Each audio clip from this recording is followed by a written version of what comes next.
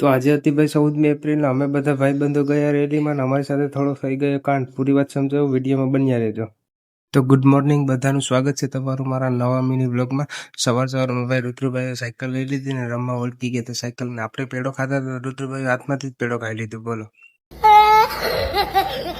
પછી તો આપણે નાઈ ધોઈને મસ્ત મજાના થઈ ગયા હતા ફ્રેશ ને પછી આપણી કાઢી લીધી BMW લઈને જવાનું હતું ભાઈ આપણે રેલીમાં, કેમ કે આજે હતી 14મી એપ્રિલ તો BMW તો બધી ભાઈઓ અમે ભેગા થઈ ગયા અને વિચારતા હતા કે હવે શું કરીએ. અહીંયા થોડીક વાર વાટ જોતા હતા, પછી તો બધીને લાગી ગઈ હતી તરસ, તો આપણે લઈ ગયા એને દુકાને જઈને આપણે બધી સોડા પી લીધી ભાઈ. સોડા પીને થોડીક જ વાર થઈને પછી રેલી આવી ગઈ હતી તો આપણે જોઈન થઈ ગયા રેલીમાં.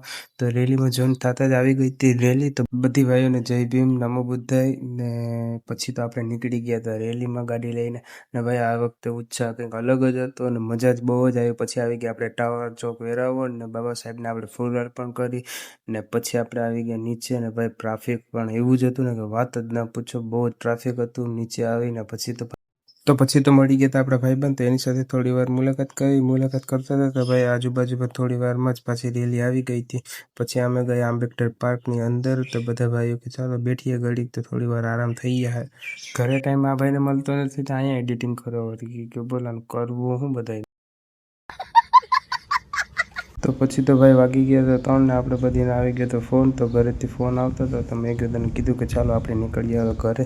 તો ઘરે જવા માટે નીકળી ગયા અમે બધા ભાઈબંધને ઠપકારીને અમે નીકળી ગયા ઘર બાજુ જતા હતા ને ભાઈ ફોર્ચ્યુનર રસ્તામાં જોવા મળી ગયા. તો હાલો પછી તો આપણે આવી ગયા હતા ઘરે આવીને હવે ભાઈ થોબડું બોબડું થોડુંક ધોઈ નાખીએ. તો આજનો બ્લોગ અહીંયા પૂરો કરીએ. લાઈક કરતા અને શેર કરતા. Thank you.